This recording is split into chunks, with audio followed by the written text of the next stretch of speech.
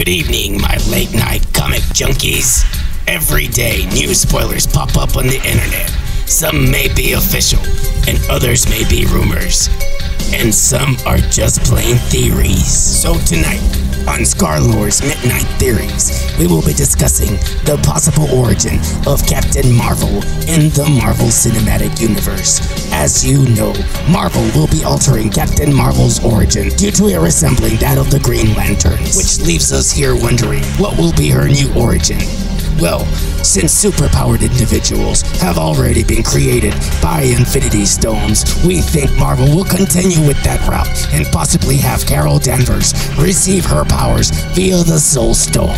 As of yet, Adam Warlock has only been teased, but no one at Marvel has officially confirmed his existence in the cinematic universe. Will it be that Carol Danvers gets her powers in the intergalactic battle against Thanos via the Soul Stone? Will Captain Marvel now serve the role of Adam Warlock in the MCU? What are your opinions on these new developments? Leave your comments below. And until next time, my Insomniac friends.